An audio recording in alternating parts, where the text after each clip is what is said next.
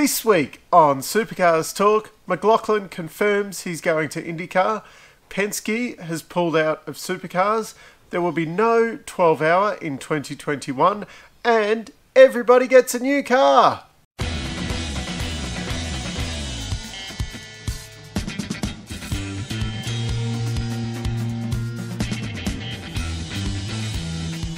So the big news on everybody's lips this week, what is a Wiggins clamp?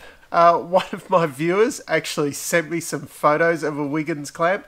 I was expecting like a normal kind of hose clamp, like a screw-on thing or one of those spring-type loaded ones. No, it's, I'll put the photos up there. It's a serious piece of kit. And I'm very surprised that something like that failed. I vaguely remember playing with something similar to that years and years ago on one of my turbocharged cars. Yeah, very surprised that something like that would fail. Yeah, they're a pretty serious piece of kit. Interesting retirement. There will be no Bathurst 12-hour next year. Surprise, surprise. Melbourne's still in massive COVID lockdowns, so I can imagine that international travel is still a while away.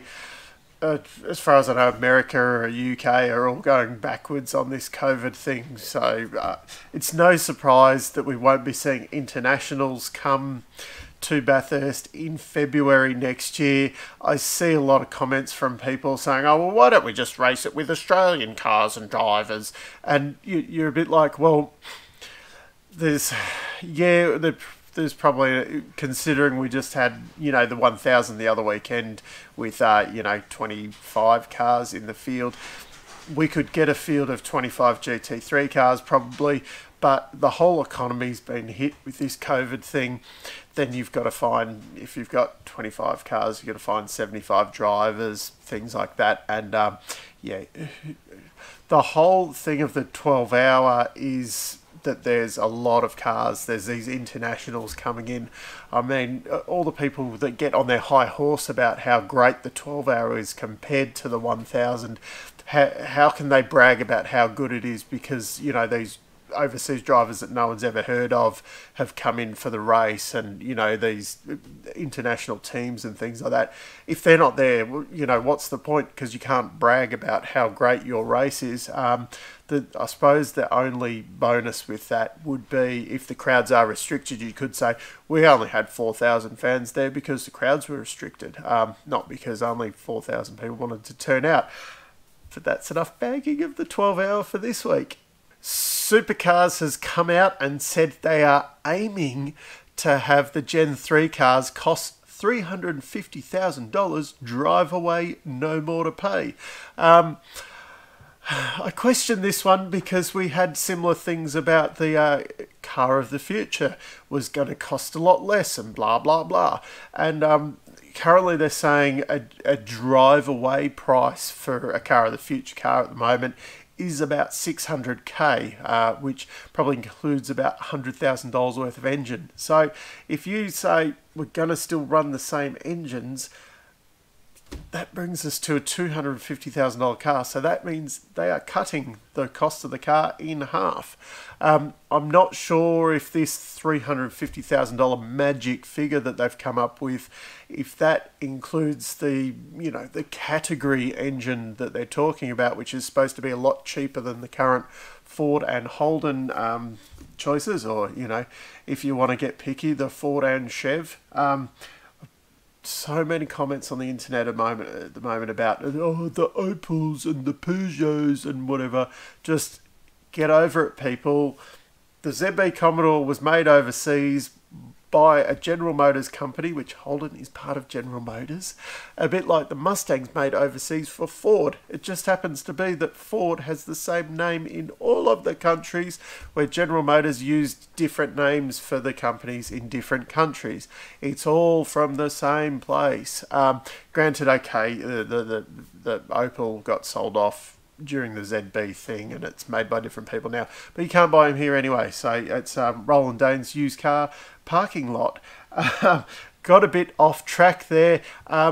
What I'm a little bit disappointed with this Gen 3 introduction is that we're going...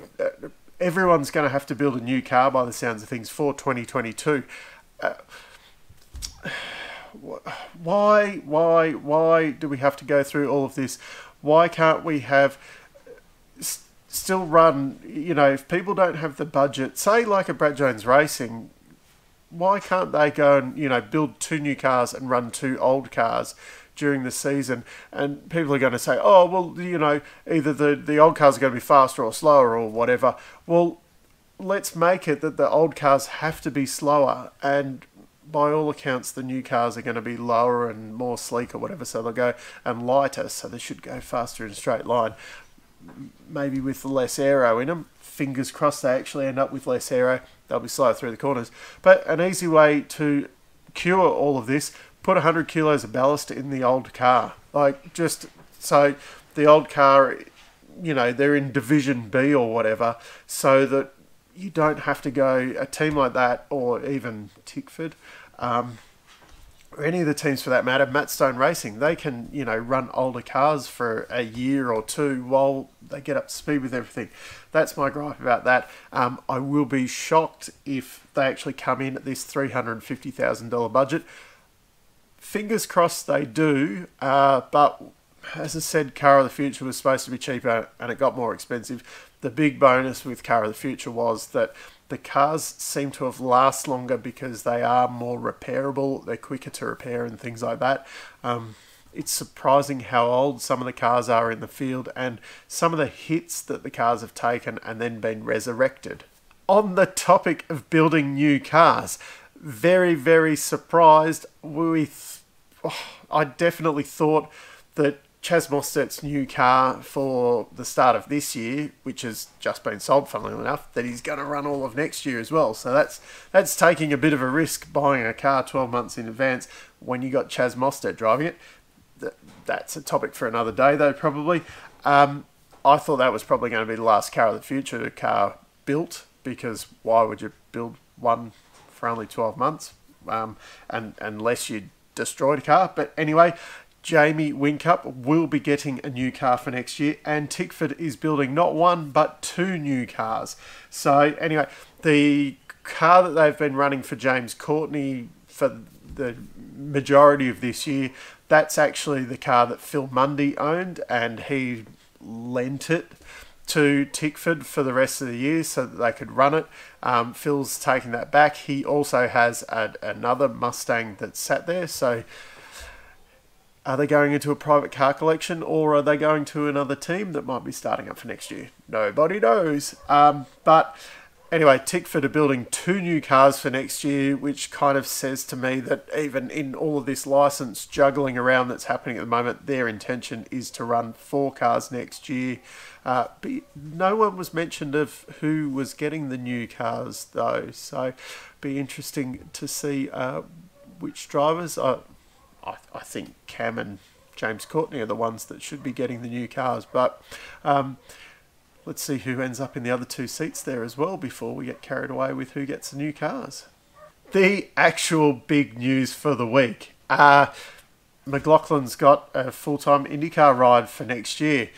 Didn't think this was going to be announced before the weekend. There was some things with, people being in lockdown, not being able to get back to their factory before all the announcements were going to happen. But it's come out early. McLaughlin, he's gone. No one is surprised about that. The surprise, I suppose, in this story is that Penske has pulled out of Dick Johnson Racing.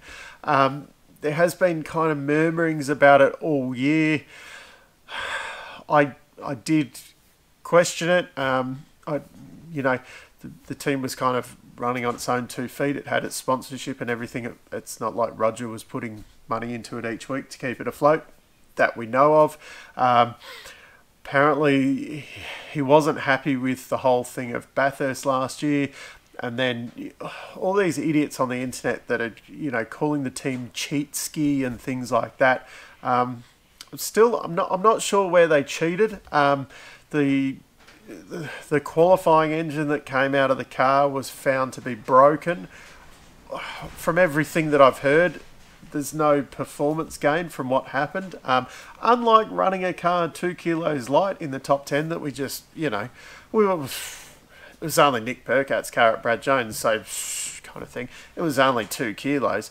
Well, whatever, it was like a 1/10,000th of a millimetre or something was how far out of spec the Penske engine was.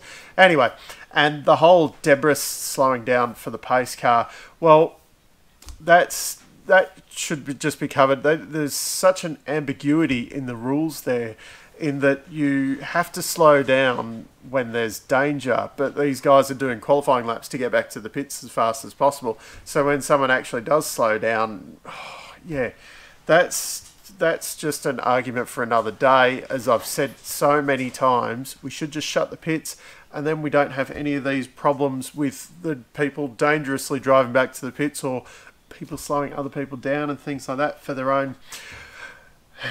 Enough, Dave, for today. So, Penske is out.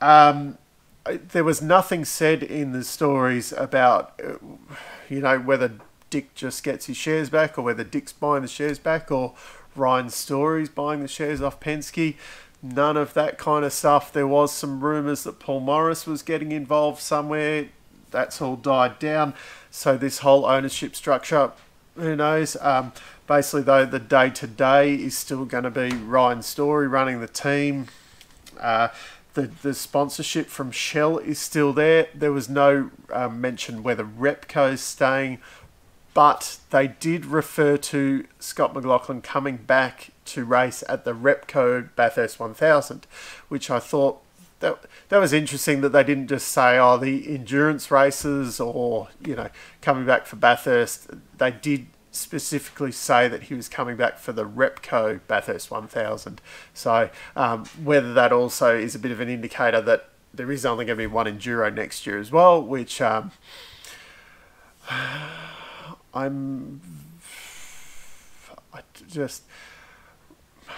love the Enduros.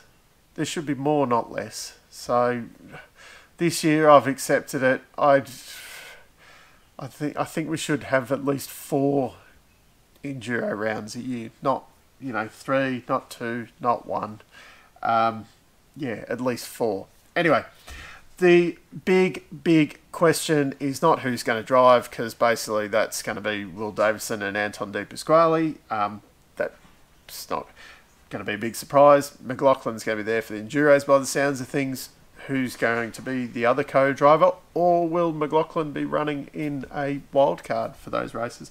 Who knows? The big question is what is happening with Ludo. I've heard he's on his way to go and play IndyCars as well. NASCAR as well. Penske has NASCAR. His name wasn't mentioned in the press releases, which is odd, because Fabian was thanked for his time and things like that. Scott wasn't mentioned, obviously, because he's still a Penske driver. Was Ludo not mentioned because he's going to continue to be a Penske employee as well? Who knows?